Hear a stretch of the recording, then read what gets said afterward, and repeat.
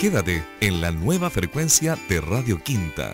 Estás en el 106.5 FM. Este es nuestro nuevo dial, 106.5. Esta es nuestra nueva frecuencia, 106.5 FM. 106.5 FM.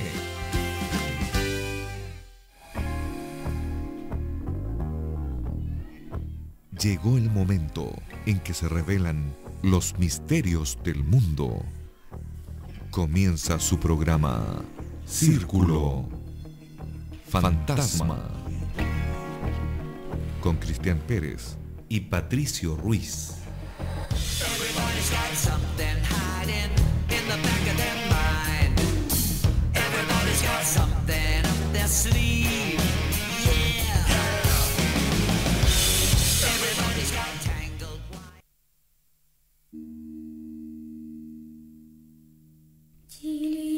Hola amigos, hola amigas de Círculo Fantasma.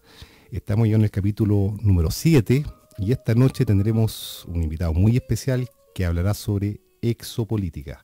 Saludamos a nuestros auspiciadores, Bar Entretiempo, ubicado en Carrascal 4598, Farmacia Mendoza, ubicado en Carrascal 4360, Kiwicha, ubicado en Seminario 601 y Focu, ubicado en Carrascal 4005. Patricio, por favor, preséntanos a nuestro invitado. Hola Cristian. A ver, nuestro invitado para hablar de exopolítica, Nicolás Verazaín, bienvenido. Vamos a hacer una reseña de tu trabajo. Tú estudiaste filosofía y psicología en la Universidad de Chile y llevas mucho tiempo como psicoterapeuta en consulta privada. También durante más de 20 años has sido un estudioso del fenómeno OVNI, especialmente en lo que se refiere a relacionar el fenómeno con la mitología y las tradiciones religiosas para encontrar una respuesta adecuada a lo que se refiere a este fenómeno que nos tiene intrigados de su realidad desde el año 1900 y no se sabe. Bienvenido, Nicolás. Hola Nicolás, ¿cómo estás? Muchas gracias por la invitación. Sí, estamos frente a un misterio que ya arrastra todo un siglo. Hay quienes cifran el comienzo de la ufología formalmente en el 47, con el famoso avistamiento de Kenneth Arnold, que dice haber visto una especie de platillos flotando sobre el agua, una cosa así. Yo prefiero considerar que en el 42 ocurre algo mucho más importante. En plena guerra hay una especie de alerta militar a eso de las 3 de la mañana, si no me equivoco, 20 y tanto de febrero del 42. Y todo un destacamento militar se aproxima a las costas de California para atacar y defenderse en contra de unos objetos que venían desde el Pacífico. Hay fotografías, hay filmaciones, hubo cientos de testigos. Me parece que ese es el comienzo de la ufología. Ahí es donde, si bien no está la palabra UFO, no obstante, se vio algo en el cielo, lo vio mucha gente, incluso todavía hay testigos vivos muy viejitos, que eran niños obviamente en ese tiempo, y que simplemente desafió todas las tecnologías del ejército norteamericano, porque les despacharon todos los misiles, cohetes y cuantas cosas tenían y no pudieron echarlos abajo, estando no a gran altura, no más de 100 metros de altura. Perfecto. Bueno, creo que ahí comienza la ufología en el 42. Ok. Mira, Nicolás, tú has clasificado, ¿cierto? Has ordenado un poco el fenómeno ufológico, el fenómeno OVNI, y presentas elementos primarios, ¿cierto?, que caracterizan este fenómeno. ¿Nos podrías explicar un poco en qué consisten estos fenómenos primarios? Sí, Cristian, yo preferiría, fíjate, para responder tu pregunta y abarco varias cosas al mismo tiempo, presentar lo que se llama, o lo que en el libro que publiqué se llama silogismo exopolítico. Okay. Pero parte del problema OVNI, fíjate que hoy día no hay ninguna agencia espacial de aeronavegación, lo que en Chile correspondería a la DGAC, ninguna, ni en Argentina, ni en Brasil, ni en Estados Unidos, ni en ninguna parte hasta donde sepamos, que rechace el concepto de OVNI. De hecho, es una nomenclatura que se ha utilizado por décadas en la aeronáutica simplemente para referirse a fenómenos que los aviadores, pilotos en vuelo, detectan tanto en radar como por medio de ojo desnudo y no saben qué es. Entonces el concepto de UFO tiene ese sentido primariamente, es algo que se observa en el aire y que no sabemos qué es. Se ha trasladado el concepto a FANI, se está usando mucho hace unos buenos años el concepto de fenómeno aéreo no identificado, para distinguirlo de OVNI por toda la carga que tiene. Correcto. Ahora, ¿cuál es el problema cuando te referías a elementos primarios y secundarios? Dentro de toda la gama de OVNIs que han sido reportados y que la gente dice haber visto desde, como te digo, los años 40, y que ahora se suman los reportes aeronáuticos de pilotos civiles y militares, hay un tipo de OVNI que es particularmente sobresaliente, que es el OVNI que en este trabajo llamamos tecnomorfo. Es Perfecto. uno que ostenta o que aparenta tener tecnología. Hay muchos otros ovnis, ovnis lumínicos, plasmáticos, que parecen incluso a veces especies de criaturas. En algunas terminologías antiguas se le llamaba creatures, así como para no definir nada mucho en realidad. Pero lo que nos interesa, y de hecho es el único interés en exopolítica, es el ovni con aspecto tecnológico. Independiente de su naturaleza, extraterrestre o terrestre, Exactamente. da lo mismo. Hasta este punto, digamos, Ya. del silogismo, del razonamiento, Perfecto. no importa demasiado, claro. De ahí viene la siguiente pregunta, es decir, si hay una manufactura de algún tipo de artefacto aéreo que rompe nuestros moldes de comprensión de lo que debe ser algo que vuela, bueno, ahí nos hacemos la pregunta, si hay una manufactura, hay una industria detrás, hasta Correcto. donde nuestro Sí. razonamiento lo permite. Perfecto. Esa manufactura tiene dos opciones, que es lo que hablábamos antes de salir al aire respecto de la lógica. O es humano o no es humano. Entonces, si tenemos un objeto volador no identificado con aspecto tecnológico, esto fue construido a través de una industria de algún tipo. Y esa industria tiene que ser humana o no humana. Entonces ese es el punto en el que tenemos que tomar las dos opciones y examinarlas para ver qué es lo que arroja. Dando por cierto el fenómeno, digamos. Sí, lo que pasa es que el fenómeno, reitero, ya no admite rechazo alguno. Es decir, desde la DGAC y sus equivalentes por todo el mundo, nadie rechaza que exista un fenómeno aéreo inexplicable.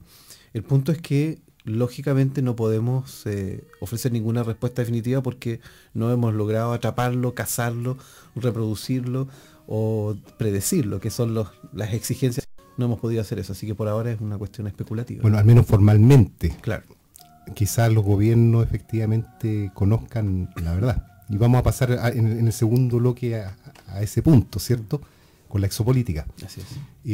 CFA es el organismo que en Chile justamente investiga los fenómenos anómalos aéreos, ¿cierto? Así es una entidad dependiente de la DGAC precisamente, de la Dirección General de Aeronáutica Civil, que entre paréntesis es un organismo que por lo tanto es público y que debe ofrecer a la ciudadanía, cualquiera puede pedir sus reportes.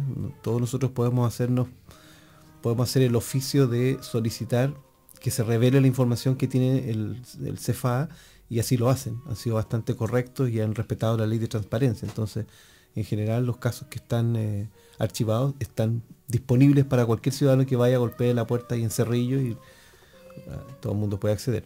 Hacen investigación, pero principalmente los reportes aeronáuticos. Eso es lo que a ellos les interesa, cómo el OVNI podría incidir en la aeronavegación, entendiendo que puede haber un riesgo. O sea, buscando siempre el tecnomorfo, en el fondo. Sí. O es que fíjate que no necesariamente, porque si existiera, si nos ponemos un poquito especulativos, existiera un ovni no tecnomorfo, pero que puede atentar en contra de las trayectorias de vuelo, es igualmente peligroso, aunque no sea tecnomorfo. Imaginemos que existiera, como lo han especulado algunos, algún tipo de criatura viviente atmosférica o superatmosférica. Estamos jugando con la idea, no sé si eso biológicamente sea posible, pero ya hemos visto que hay criaturas que son capaces de vivir en lugares increíbles. Hasta hace poco no lo podíamos aceptar y es posible. Podría haber algo en la alta atmósfera que interrumpiera la aeronavegación. Entonces también es un peligro y no necesariamente es tecnomorfo. Lo que les interesa a ellos es el reporte que pone en peligro el vuelo. ¿Y cuántos años lleva la CFA, digamos, en Chile? Más de 10 parece. Sí. Tengo entendido que comenzaron... Perdón, vengo saliendo un resfriado, entonces un poquito de tos. Si no me equivoco, 97, 96, por ahí es cuando se funda, luego hubo un tiempo de receso y nuevamente se abre y ya sigue en funcionamiento hasta el día de hoy. Perfecto. Otro tema importante, tú nos diste una fecha, ¿cierto? El año 1942. Ahora, ¿qué pasa para atrás? Los reportes históricos, cuando no había tecnología aeronáutica en el hombre, ¿cierto? También uno puede deducir que la presencia de ovnis efectivamente trasciende la tecnología humana, digamos, en el sentido que en el pasado hay vestigios de fenómenos aéreos anómalos. Sí, Cristian, mira, tú ahí lo que haces es apuntar o hincar el diente precisamente en lo que para mí es el problema central de todo esto, que es la interpretación. En el mundo académico, en psicología, en filosofía, el problema de la interpretación se denomina hermenéutica. La hermenéutica es una disciplina autónoma que se hace cargo de todos los problemas referidos a la interpretación. Desde, por ejemplo, cómo un niño, voy a poner un ejemplo un poquito escabroso, pero nos va a servir cuando hablemos de Rugua, cómo un niño chiquitito, ponte tú, de 8 años, es capaz o no de interpretar un acto de abuso sexual en una escuela. Entonces hoy día es todo un problema psicológico porque tenemos que levantar un testimonio y determinar si hay que hacer una investigación, sumario, o si hay que considerarlo parte de las fantasías infantiles, que también son perfectamente normales. Entonces ahí hay un problema hermenéutico. Pero también hay un problema hermenéutico, por ejemplo ahora, Carola me venía contando de este caso de una chica que fue violada y muerta, producto de una violación múltiple y también hay un problema hermenéutico ahí de entender cómo aplicamos y cómo entendemos la ley. Aparentemente ella no habría puesto resistencia porque estaba muy borracha. No conozco bien el caso, pero sé que por lo que me contaban así muy superficialmente, ahí hay un problema hermenéutico. Bueno, con los ovnis a lo largo de la historia pasa exactamente lo mismo, Cristian, Pato. Es el mismo problema y en eso ya llevamos 50 años discutiendo en el ámbito ufológico. Es decir, cómo interpretar ciertos fenómenos que han sido considerados fundamentalmente como eventos religiosos, eventos Correcto. De revelación religiosa, cómo entenderlos desde la perspectiva ufológica. Si nosotros hacemos nos presentamos ante la cuestión misma, si dada tal cual el relato lo dice, podemos hacer una interpretación de carácter ufológico en eventos como, no quiero ofender ninguna fe, pero por ejemplo, en eventos como la zarza ardiente, que es un pasaje fundamental del Antiguo Testamento, o eventos como el Éxodo. En el Éxodo encontramos varios episodios en los que pareciera que se estuviera describiendo lo que hoy día se llama ovni. Correcto. Pero ¿cómo está eso anotado, cómo está inscrito dentro del ámbito de las ciencias, principalmente de las ciencias sociales, como un mito? Entonces, si nos ponemos bien serios, académicamente hablando, que lo digo entre comillas, incluso con un poquito de ironía, porque no creo que sea tan serio, yo vengo de ahí y te puedo decir que no han sido capaces de hacerse cargo de este problema. ¿Qué tal si los judíos, cuando describen su éxodo y el peregrinaje detrás de columnas de fuego que durante la noche les permitían guiarse en el desierto del Sinaí, no se trataba de una metáfora, sino que de algún tipo de intervención inteligente que les permitía conducirse en la oscuridad, que además les hizo un montón de advertencias, estoy resumiendo mucho la historia, advertencias de cómo conservar la higiene, cómo conseguir agua en medio del desierto, cómo alimentarse. Hay una serie de elementos extraordinariamente inexplicables si los bajamos a la historia. Si los tomamos como mito, bueno, todo es posible. Pero parece que culturalmente el fenómeno empieza a agarrar fuerza, culturalmente, ¿cierto? Después de que el hombre tiene tecnología, después del 42 probablemente, y hay un tema muy importante, hay víctimas, el capitán Thomas Mantle, ¿cierto? Una de las víctimas, primeras víctimas, por lo tanto el fenómeno empieza también a militarizarse, ¿cierto? ¿Cuál es tu opinión respecto a cómo los estados hoy en día están viendo el fenómeno ovni? ¿Por qué lo ocultan? Haciendo un poco muy livianamente para después ahondar en la exopolítica. Sí, es una pregunta que se ha hecho 1000 veces y hay que seguir respondiéndola, hay que seguir trabajando con ella, porque me parece a mí que el gran público al que pertenecemos todos está inquieto precisamente porque vemos provenir toda la información del mundo del cine, de la ciencia ficción o de la ufología, que yo en el libro termino llamándolo ufologismo. No hay una ufología como ciencia, es un conjunto de personas entusiastas que hay en todas partes y que terminan constituyendo un discurso sobre el ovni, pero realmente no hay una respuesta oficial, porque la universidad, el mundo académico, que podrían ser ejecutores de investigaciones rigurosas, no lo hacen. Entonces, finalmente, ¿en qué quedamos? No hay nada. De hecho, la parapsicología parece mucho mejor armada Sí. en ese aspecto que la ufología. Y parece que las universidades se gastan más dinero y recursos, ¿cierto?, en temas como la telepatía, ¿cierto?, Sí, sí. la telequinesis, que en la ufología misma. Sin embargo, los gobiernos sí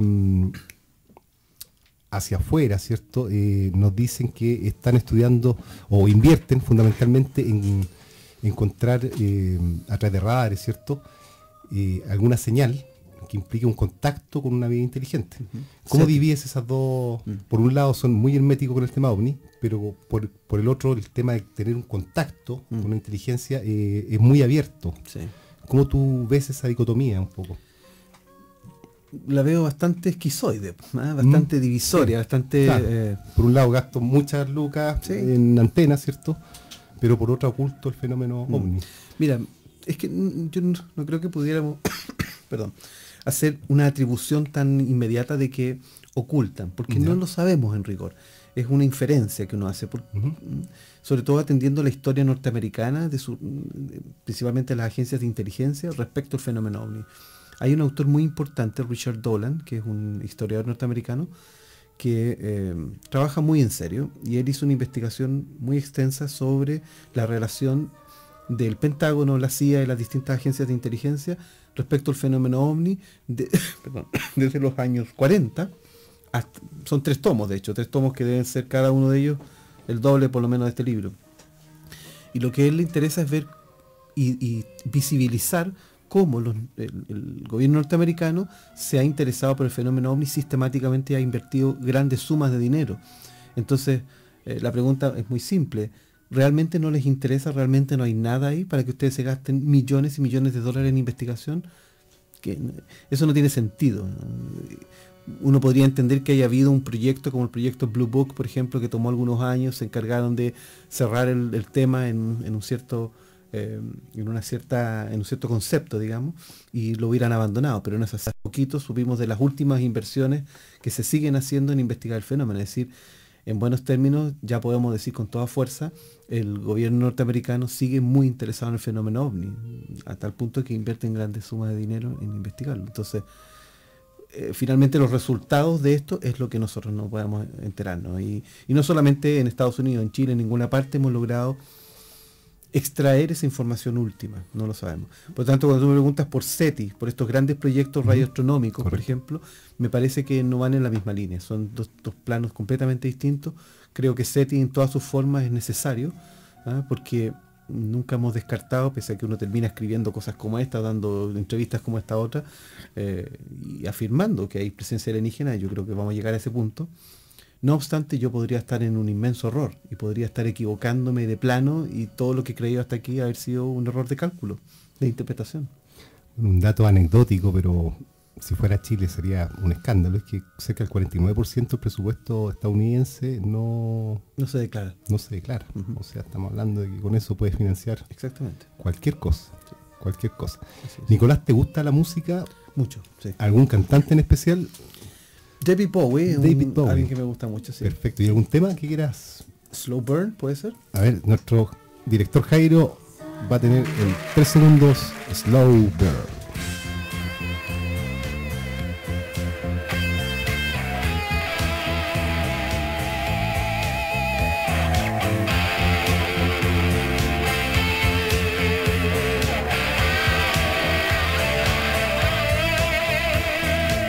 Shall we live in this terrible town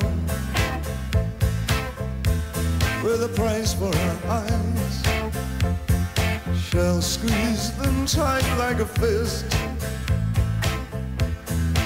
Walls shall have eyes and the doors shall have ears. Though we'll dance in the dark,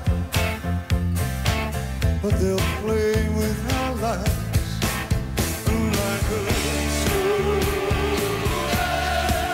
leading us on and on and on. Like a storm, turning us round and round and round.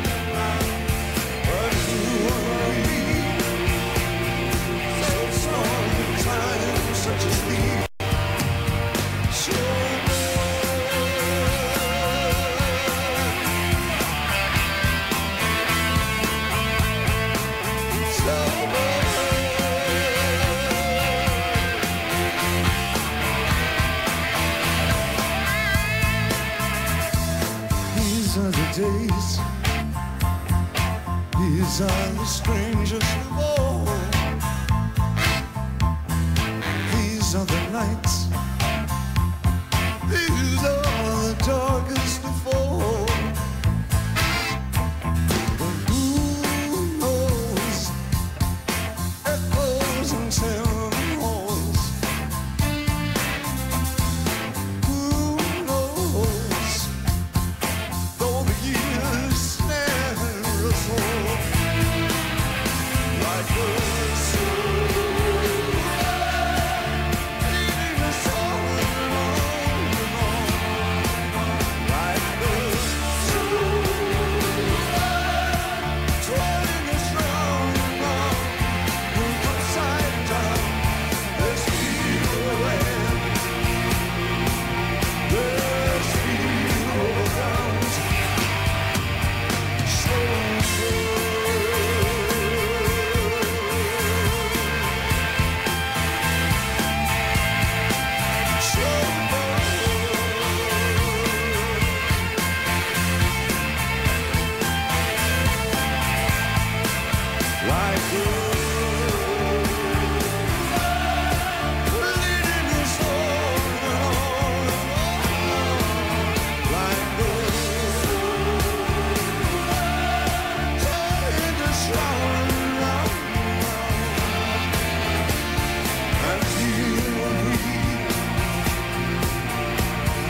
Center of it all.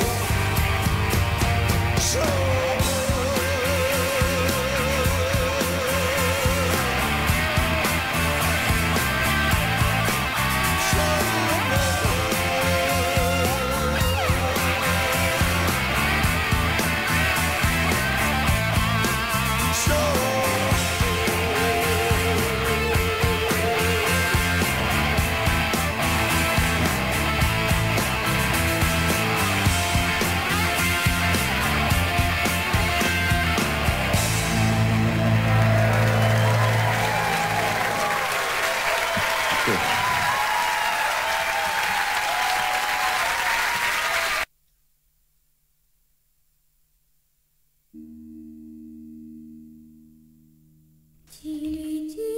Hola, mis amigos, llegamos al segundo bloque de este capítulo con Bar Entretiempo. Las mejores pizzas están en Bar Entretiempo, ubicado en Carrascal 4598. Farmacias Mendoza, los mejores precios, surtido de medicamento, la farmacia de Quinta Normal, Farmacia Mendoza, ubicada en Carrascal 4360. Kiwicha, ubicado en Seminario 601, nos ofrece el mejor café, comida natural. Kiwicha. Foku, sushi en Quinta Normal, ubicado en Carrascal 4005, el mejor sushi de la comuna. Sigamos con este bloque. Continuemos en este bloque. Vamos a hablar de este tema interesantísimo que es exopolítica. Para nuestros auditores, a ver, Nicolás, ¿qué es la exopolítica? Súper en simple, mira, hay dos formas de definirla. Una es un movimiento social que principalmente se originó en Estados Unidos y que hoy día tiene partidarios en todo el mundo, y que es un movimiento social que se organiza para presionar a los gobiernos para que revelen información, bajo el supuesto de que esconden información. Entonces, es gente que se reúne, a veces son pequeños grupos, que mandan cartas, que hinchan harto para que los distintos estados de los distintos países del mundo declaren de una vez por todas lo que saben sobre el fenómeno OVNI y lo que estaría detrás, ¿ya? Que es la presunción que tenemos de que hay algo extraterrestre. La segunda definición es menos glamorosa, pues se trata simplemente de un concepto que dice que habría una operación secreta, clandestina, de parte de inteligencia alienígena, operando respecto de nosotros. ¿Haciendo qué exactamente? Bueno, ahí hay un montón de hipótesis y podemos darle harta vuelta porque no tenemos claridad de qué se trata. Pero fíjate la palabra, exo quiere decir desde afuera, y política, las relaciones, la organización de la gente que hay de toda junta. Entonces, esta política sería una política que operan inteligencias alienígenas respecto de nosotros. Por eso yo preferí cambiar el concepto a cosmopolítica. Perfecto. Perfecto. Algo importante, ¿qué diferencia la ufología de la cosmopolítica? Siempre necesaria pregunta, Cristian, porque fíjate que incluso muchos ufólogos, tengo que hacer esa denuncia, no distinguen claramente. La ufología, si nos remitimos al concepto, quiere decir estudio, logía, ¿cierto? Como biología, psicología, quiere decir el estudio del UFO. Y el UFO es el objeto no identificado, por lo tanto, el ufólogo trabajaría en este concepto hasta que detecta o hasta que concibe o hasta que encuentra las coordenadas de un determinado, una fotografía, un video, un reporte, lo que sea, y no logra decir nada más, que vuela y que no sabe qué es.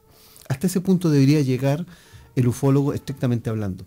Correcto. Pero ya sabemos que esta historia de la ufología ha cobrado interés popular, científico y filosófico, porque sistemáticamente, Pato, Cristian, siempre ha habido asociado al reporte de ovnis algo así como humanoides, pisadas en el suelo, aspecto tecnológico, visitas de dormitorio. Hay toda una construcción mitológica en torno al ovni que lo ha sacado del puro y simple concepto ovni. Entonces se ha extendido. OVNI ya lamentablemente termina significando más que un objeto que vuela y que no sé qué es lo que realmente significa. Entonces la exopolítica se hace cargo de toda esa otra irradiación, digamos, desde el fenómeno. ¿Qué podría haber detrás de los ovnis? Presencia alienígena, lo que implicaría que ya no los podemos llamar ovnis, tendríamos que llamarlos aeronaves o astronaves. En el momento en que yo ya creo que el ovni es en realidad un transporte de seres inteligentes, ya no es ovni, por tanto deja de ser ovni. Ahora de modo, y se basa, parece, en la especulación, parte con un razonamiento lógico y una base, ¿cierto?, en la especulación, en el caso de la cosmopolítica, ¿cierto? A diferencia de la ufología, que siempre quiere ser una ciencia, parece empírica, y no puede ser una ciencia empírica, no y tiene está lejos de cómo. ser ciencia, digamos, colegiada. Mira, la exigencia fundamental, hablando en términos de metodología, que pide la ciencia, es que tú puedas repetir el fenómeno, que tú lo puedas llevar a un laboratorio y que yo pueda convocar a otros científicos o agentes analíticos y que también ellos sean capaces de llegar a los mismos resultados. Si yo digo que 3 por 3 es 9, todos deberíamos llegar al mismo resultado usando el mismo método. Entonces, cualquier afirmación ufológica debería ser reproducible y eso es imposible. Porque el fenómeno obviamente es muy errático, se escapa, en fin. Y eso es lo que salva la exopolítica o la cosmopolítica, digamos. Claro. Salvan ese problema. Pero en un plano teórico. Metodológicamente. Sí, a través de la especulación, digamos, lógica y... Exactamente, sí. Y se basan en los testimonios fundamentalmente y en la casuística probablemente. La casuística y en el análisis, yo te diría, de los testimonios que también atraviesan toda la historia. La exopolítica afirma gran parte de sus propuestas en la idea de que el ovni no se ha presentado solo en el siglo XX, sino que a lo largo de toda la historia hay equivalentes. No es exactamente lo mismo y evidentemente que ya en el siglo XIX no se hablaba de ovni, pero sí se hablaba, por ejemplo, de ángeles. Sí se podía hablar de bólidos aéreos que pasaban, que surcaban el cielo, pero de pronto se detenían. Porque la mitología es un caldo de cultivo de especulaciones riquísimas respecto de cuando los relatos se refieren a entidades que vienen del espacio y proporcionan algún tipo de doctrina a los hombres. Eso que acabo de decir se repite en todos los continentes sistemáticamente. Es decir, no es algo que yo estoy inventando, cualquier antropólogo podría confirmarlo, que la lógica de un ser que viene del espacio, a veces viene en un pájaro de oro, en un huevo, en un sol, hay distintas formas, pero llegan hasta la Tierra, se ponen en contacto con muchas veces los hombres o mujeres más sabios de un pueblo y transmiten información, entregan algún tipo de legado. Eso ha pasado mucho. Nicolai, a propósito que tú eres filósofo, ¿cierto? Y la filosofía, ¿por qué ha faltado el fenómeno ovni? Pensemos en Descartes, digamos, que se abstrae de todo, ¿cierto? Y llega al individuo primero, al yo como un individuo, y llega incluso al concepto de Dios. O sea, yo soy imperfecto, limitado, pero tengo concepción de algo que es perfecto, por lo tanto Dios existe, ¿cierto? Sí. ¿Por qué la filosofía no ha llegado a luego el ovni existe, o luego el UFO existe, o el extraterrestre existe? Claro, porque, bueno, si nos remitimos al cogito ergo sum cartesiano, claro, así es. Hay un yo pienso primero, ¿cierto? Correcto. Que es una constatación que todos podemos hacer. Sí. El argumento es bien interesante porque dice, aunque yo esté, por ejemplo, loco, o esté soñando, o esté drogado, o me engañen, ¿cierto? O me esté engañado de alguna manera, para que pase todo lo anterior, así tengo es. que estar existiendo. No podrían estar ocurriendo eso si no estoy existiendo. Bueno, pero En Descartes no cabe la idea de que haya algo fuera del orden natural. Y el ovni tiene esa incidencia. Piensa tú que no hay dónde ubicarlo. La meteorología lo considera, por ejemplo, en este caso, solamente un FANI. Hay un fenómeno aéreo que no podemos explicar y queda así clasificado, pero no podemos atravesar, no podemos llegar más allá. ¿Y filósofos más modernos han atendido este fenómeno? Sí. Mira, varios de ellos están citados en mi libro, que inevitablemente Sí, por favor. voy a invitar a la gente a que lo conozca. Se llama Filosofía Cosmopolítica Por favor. de la Agenda Alienígena. Así es. En este libro, como lo dice el título, lo que pretendo es mostrar, es un libro que se extiende por más de 300 páginas, 350 y tantas páginas, para un solo argumento, que es: existe la presencia alienígena y está oculta a nosotros. Se esconde por una razón que podemos inferir, y esto viene ocurriendo desde el principio de los tiempos. Hay un objetivo, hay un derrotero, hay una especie de programa, y en ese sentido, como programa, como una especie de sentido, digamos, que recorre toda la historia de la humanidad, es que la filosofía tiene algo que decir. La filosofía es en parte la investigación del sentido. Ujú. Una pregunta que siempre se hace en la filosofía es: ¿cuál es el sentido de vivir, por ejemplo? ¿Cuál es el sentido de actuar como actuamos, etcétera? Incluso está muy ligada al alma, ¿cierto? Claro. A un sentido metafísico. Hoy día a la alma, conciencia, Conciencia, diríamos. mente, claro, con la neurociencia y todo Exactamente. el desarrollo, efectivamente. Hagamos ciencia ficción, Nicolás, ¿te parece? Para que la gente entienda un poco el rol del exopolítico o la cosmopolítica. Pongamos el escenario de hoy. No hay efectivamente un gobierno importante que diga que los existen o los extraterrestres están con nosotros. ¿Cuál es el rol de quien hace exopolítica o cosmopolítica? Sí. Yo voy a incrementar tu ficción. Imaginemos que derechamente un gobierno, por ejemplo, el gobierno alemán, el gobierno chino o el gobierno norteamericano. Es que con Trump estaría complicado. Un acto de tanta conciencia me parecería muy extraño de un gobernante como él, pero que se hiciera una declaración pública y oficial, que incluso podría coordinar a muchos países, no solamente a uno, declarando que detrás de los ovnis finalmente había inteligencia alienígena, que no saben qué hacer con ella, que no saben cómo tomarlo, pero que es hora de reconocerlo públicamente. Perfecto. Antes de eso, no existen, hoy día, Sí. ¿cierto? ¿Cuál es el rol del exopolítico o cosmopolítico? Sí. ¿Es hacer incentivar que los gobiernos digan la verdad? ¿No? Es que yo creo que eso no está perfectamente cerrado. Ya, Digamos ya. que hay exopolíticos que van a seguir trabajando en torno Ok. al movimiento político de presionar a los gobiernos para que revelen la información. En mi caso, lo que yo trato de hacer es invitar a, yo diría, agentes académicos, religiosos, y en general a todo el público que sea lo suficientemente crítico para darse cuenta que la ufología está en sus últimos estertores. La ufología hoy día, por ejemplo en Chile, en la escena completamente nacional y concreta, consiste en pobrísimos debates de Facebook, una que otra charla de vez en cuando por aquí y por allá, no mucho más. Entonces, no existe una instancia, una institución, una agrupación, no existe un espacio donde se pueda hacer debate profundo, sistemático, que pueda incluso generar productos, ¿no? Para educar a la siguiente, porque hay mucha gente y sigue renovándose la gente que se interesa en esto. Pero si hoy día, por ejemplo, está escuchando un muchacho de 15 años y le interesa el fenómeno ovni, yo te puedo asegurar con bastante pena que lo más probable es que va a perder bastante tiempo, como me pasó a mí, nos ha pasado a varios otros investigadores, en lograr discriminar qué hay que leer, qué no hay que leer, qué documentales valen la pena, cuáles no, qué autores conviene seguir, cuáles son los mejores casos realmente. A veces los mejores casos no son los más bullados, como el caso Cumbulgás o el caso Rúa, no son los más conocidos, y a mi entender, después de haberme pasado 30 años investigando esto, son los mejores casos. Y sin embargo, tú tienes como mejor caso Roswell, por ejemplo. Eso es muy curioso, que sea el caso más con mayor información. Y en cambio Roswell, que es menos importante respecto a ello, es lo más conocido que hay. Sí. Los gringos además le han metido plata, además hoy día es un circo eso. Bueno, por eso los gringos, vamos al ¿te parece, Pato? ¿Cuál sería el escenario 2? El escenario sería, a ver, hipotéticamente, el presidente Trump dice que existen.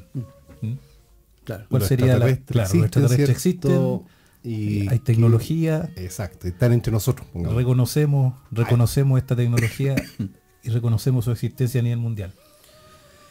Bueno, yo hago un carrete, los invito a todos ese día, me rajo y sería muy interesante porque habría que celebrarlo. O sea, yo creo que sería una de las...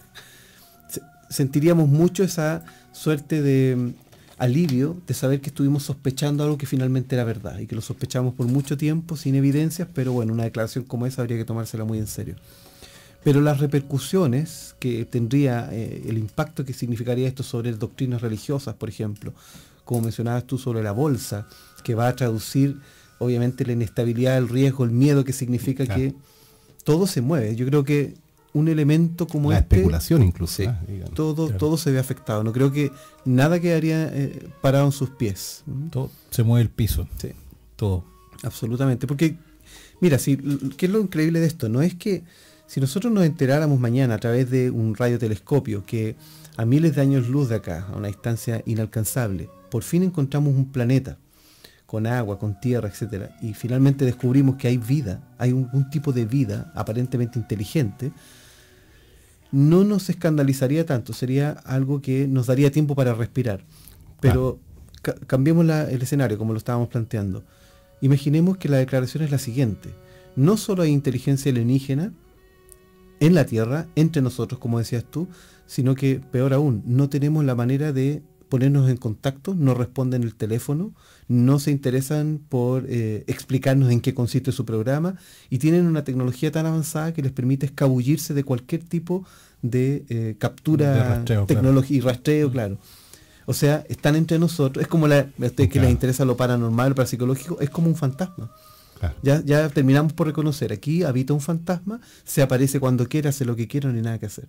¿Cómo habitamos ahora con eso? ¿Qué hacemos con eso? ¿Hollywood le hace mal a la exopolítica? Generalmente aquí vemos guerra, ¿cierto? Inmediatamente guerra con ellos. Parece que desde la Segunda Guerra Mundial nos pasamos a esta tercera guerra contra los ET, digamos. ¿Crees tú que Hollywood es permisivo en ese aspecto? Sí, pero creo que es su negocio, creo que es legítimo.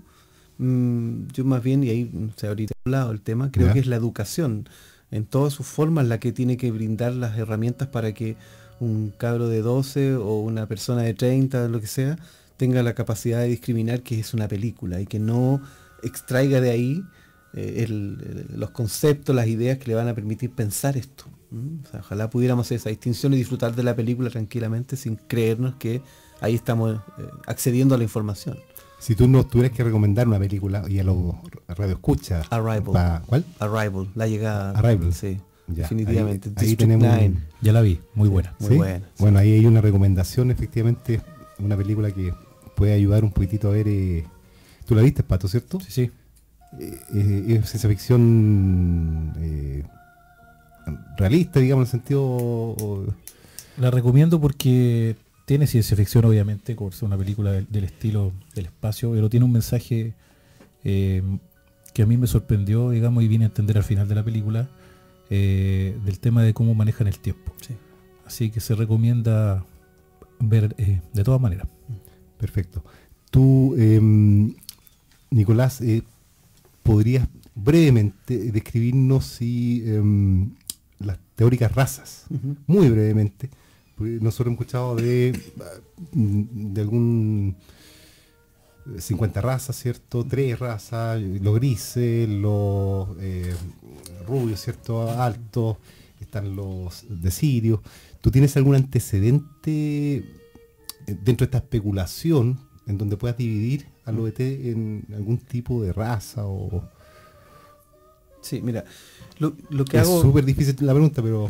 Es que mira, no, fíjate que no es tan difícil porque es una pregunta tan compleja, tan osada, además, tan audaz, que uno inevitablemente tiene que anteponer lo siguiente, que es decir, lo que voy a decir desde aquí en adelante es extremadamente especulativo. Correcto. Porque no tengo la menor idea de cómo es esto. Pero, dicho eso, sistemáticamente los reportes, los testimonios que se han ido recaudando, como te decía hace un rato, desde los años 50, 60, en que ya tenemos algunos escritores, principalmente norteamericanos y españoles, por ejemplo, a nosotros nos llegó en Chile mucho la literatura española, ufológica, y que hicieron el trabajo de concurrir a los lugares, hablar con la gente, que uno empieza a levantar lo que se llama una exofenotipología, es decir, una clasificación de las supuestas razas alienígenas.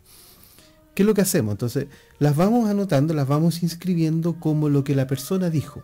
Esto igual, fíjate que yo que me dedico a la psicoterapia, al psicoanálisis, uno muchas veces en psicoterapia no está buscando la verdad por sí misma, sino que está esperando cuál es la verdad del sujeto. O sea, ¿qué es lo que él dice, que cómo son las cosas? No si eso realmente yo lo voy a poder contrastar con la realidad. No. Entonces, si una señora dice que vio unos duendecitos de 40 centímetros, de orejas muy largas, completamente verdes, que tenían un cinturón capaz de inmovilizar a la familia, bueno, se anota el caso como tal, Claro. pero no implica ninguna evidencia.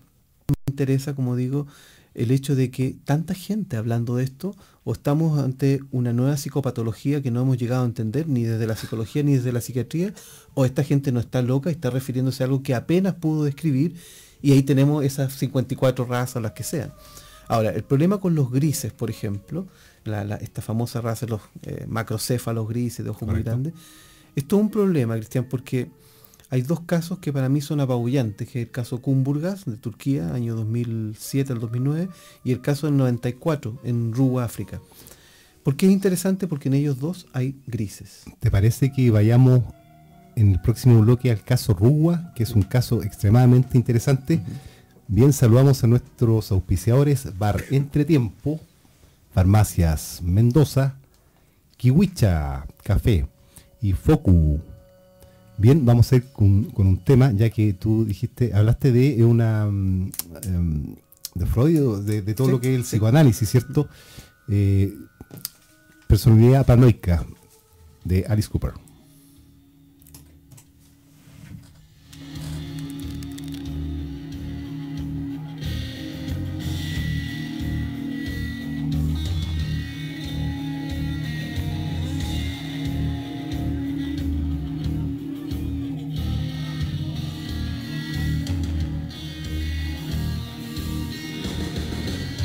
Everybody got something hiding in the back of their mind.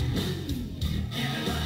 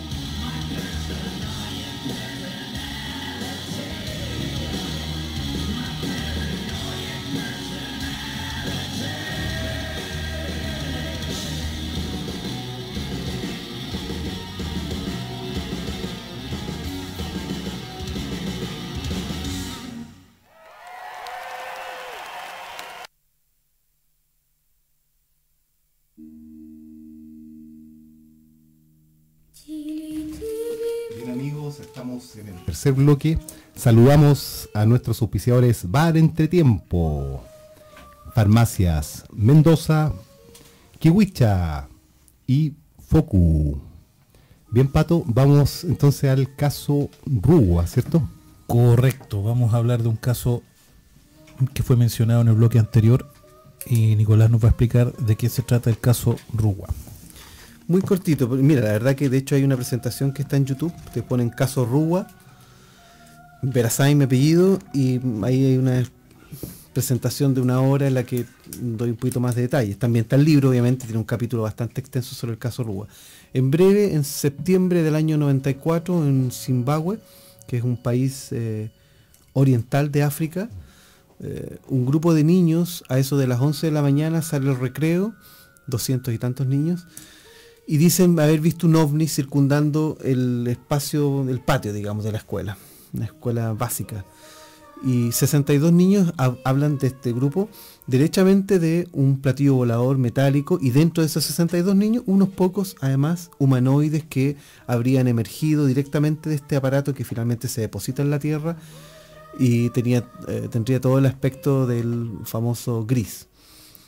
El avistamiento completo dura algo así como 2 minutos, pero es desconcertante porque se trata de 62 testigos. Entonces, al principio del programa yo decía, en un pensamiento psicojudicial, en una escuela, una denuncia importante, por ejemplo, de abuso sexual, para que se levante inmediatamente una investigación. Pero 62 niños hablan de que bajó una nave espacial del cielo, con 3 patitas sobre el suelo, salió una escotilla, salió un bicho del espacio, y se convierte en un mito. Podrías tener una verdad jurídica, efectivamente. Exactamente, podría haberla. Claro. Podría haberla. Es muy interesante este caso, yo también lo estoy estudiando para poder comentarlo contigo. Y es que pasaron 2 días, creo, y fue una ufóloga, sí, efectivamente, a hacer que los niños hicieran un dibujo. O sea, no pasaron 20 años o 10 años. Cuentan un poco de esa ufóloga y de lo que pudo concluir a 2 días del fenómeno.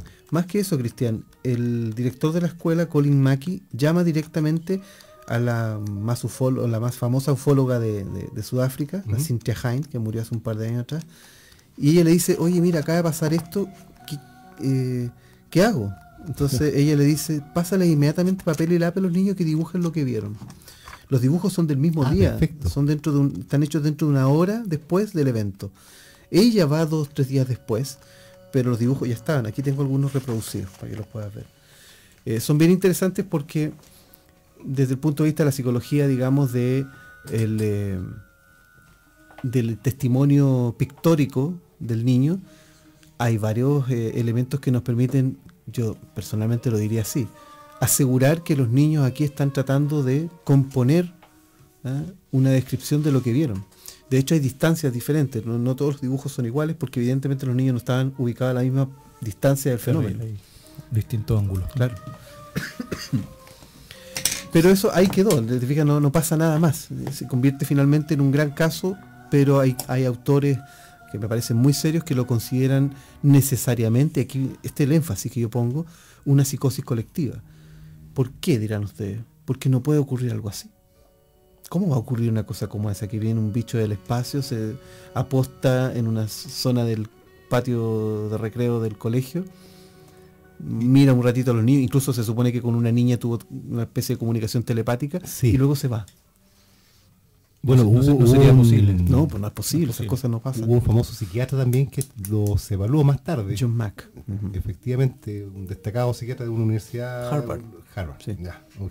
Y él concluye efectivamente que el hecho es verídico, que los niños no mienten. Sí.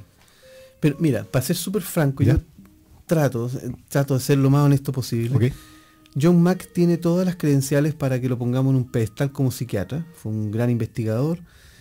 Creo que en su entusiasmo equivoca mucho las entrevistas y comete algunos errores metodológicos que cualquier psicólogo infantil no cometería. Cómo se hacen las preguntas, de qué manera tú levantas información con un niño, no es igual que con un adulto. Cualquier cosa puede inducirlo, y John Mack realmente no entendemos mucho, incluso desde el campo psicológico clínico, digamos, no entendemos por qué comete esos errores. Si uno ve las entrevistas y preguntas como casi, ¿de qué comete? Entonces, esa pregunta es absolutamente impertinente en cualquier protocolo de de investigación, no se hace. O sea, podría haber inducido Absolutamente, la respuesta sí, del... sí. Y 2 meses después, además, ya puede estar todo esto muy manoseado. Se pueden crear los famosos recuerdos falsos. Absolutamente. De hecho, creo que va por ahí. Pero por eso es más interesante el testimonio de Cynthia Hind, Perfecto. que ella va 2 días después. Esto pasa un viernes, ella llega el lunes. Ya. ¿Te fijas? Entonces, bastante inmediato. No hay adultos testigos tampoco, porque Ninguno. creo que está en un consejo de profesores. Así es. Y una señora que atendía el negocio tampoco pudo No ver. vio nada. Entonces, tenemos Estaba cerrado. todos son niños Sí. que corrieron asustados, ¿cierto? Hacia la sala de... ¿Tú estuviste allá en No, in situ, no? no. Ya. Estoy juntando la plata para irme para allá. Perfecto, perfecto. Pero es tu No es tan caso... Es mi caso más importante porque a mí lo que me interesa, Cristian Pato, es el testimonio. Yo creo que la ufología ha perdido demasiado tiempo intentando encontrar esa pista en video, que, bueno, cuando aparezca va a ser desconcertante por sí misma, como en el caso Kumburgaz, que es el otro caso regalón, digamos. Son los 2 únicos casos que trato en el libro y que los presento más que nada para ejemplificar cómo se hace ufología. Hay una ufología del testimonio y hay una ufología del registro. En el caso de esta es puro testimonio, pero es un testimonio altísimamente relevante por el hecho que hay tantos testigos. De hecho, ahí en YouTube justamente están los testimonios de los niñitos. 20 años después. Mira, eso es importante. 20 años después se investigó de nuevo en la misma zona con algunos que estaban todavía viviendo relativamente cerca y todos sistemáticamente dijeron que hace 20 años había ocurrido el evento más extraordinario de sus vidas. Ninguno rechazó. Ninguno ha dicho esto fue una jugarreta infantil o algo por el estilo, nada. Todos han confirmado que eso pasó realmente. Tú has revisado los testimonios, ¿cierto?, Sí. de los niños. A tu juicio como psicólogo, ya, los niños están diciendo la verdad, fue un hecho que efectivamente ellos creen que pasó. Sí. No Desde es tu mi campo, perspectiva. no es mi campo de ¿Ya? expertise. Yo trabajo con adultos, pero no tengo ninguna duda. Y de hecho, a mí me gusta mucho escuchar el testimonio de mamás, porque puede sonar un poco machista en términos de la cosa parental, así como que las mamás pueden ser papás también, pero es muy interesante cuando nos ponemos no desde la mirada analítica, sino que incluso invito a la gente que está escuchando en este momento que pongan Ruwa Children o Ruwa Niños y le van a salir los testimonios ahí, uno por uno, a ver si están mintiendo, a ver si nos da la impresión. Simple, sin usar ningún tecnicismo. Son niños que están hablando a la cámara directamente, algunos de ellos asustados, otros muy conmovidos, conmocionados. Tú no ves la cara de niños jugando. Son niños que vieron algo, al menos vieron algo muy extraño. Entonces, si fueran 2 o 3, uno diría, bueno, quizás contagiaron entre ellos la idea y se contaminaron. Pero son 20 y tantos testigos distintos y distintos ángulos, distintos detalles. Entonces, es un caso de mucha consistencia. Súper interesante lo que dices, porque vi los dibujos efectivamente y muchos muestran 2 árboles. Sí. Y el ovni detrás de esos 2 árboles. O sea, efectivamente, niños vieron desde la misma perspectiva, ¿cierto?, al ovni detrás de los 2 árboles. Eso le da crédito en ubicarlo en el espacio del patio, no sé. Así es. Y lo otro que me pareció también interesante de ese caso es que describían algunos en los dibujos puertas, una puerta, ¿cierto? Y algunos un dibujo que parece que sobre exageraba, ¿cierto? Y ponía prácticamente hasta el símbolo del... Para abrir la puerta, sí. Viendo los dibujos, ¿qué opinión tienes tú?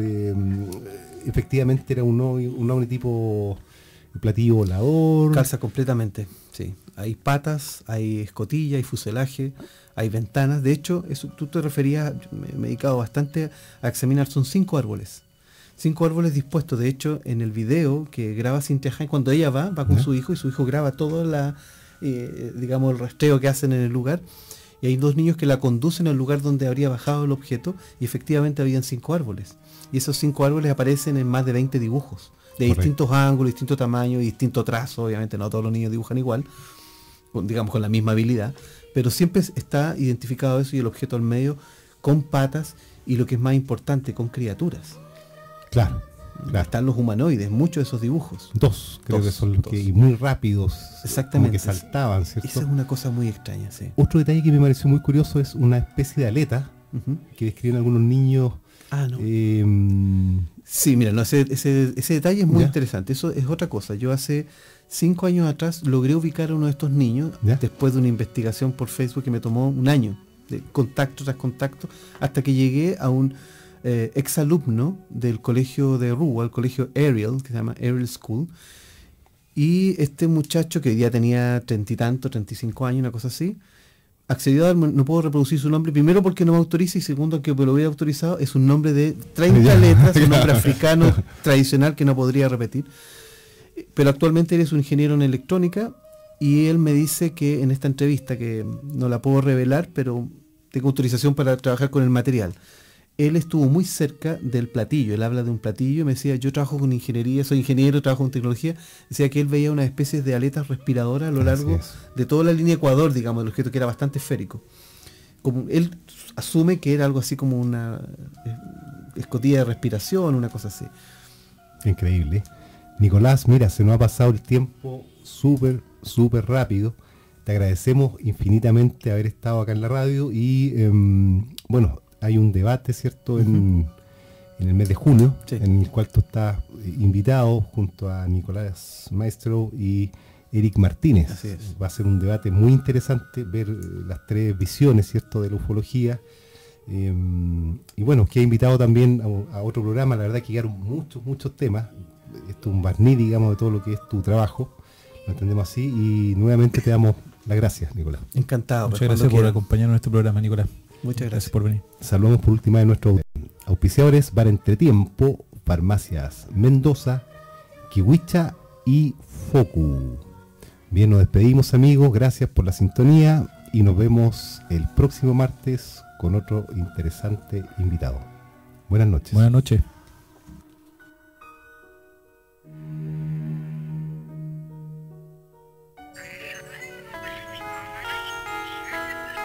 Termina hoy el programa Círculo Fantasma. Agradecemos su sintonía y lo invitamos para el próximo martes a las 21 horas en una nueva cita con el misterio y todo lo que ha de revelarse, junto a Cristian Pérez y Patricio Ruiz. Muy buenas noches y sigan la compañía de Quinta FM.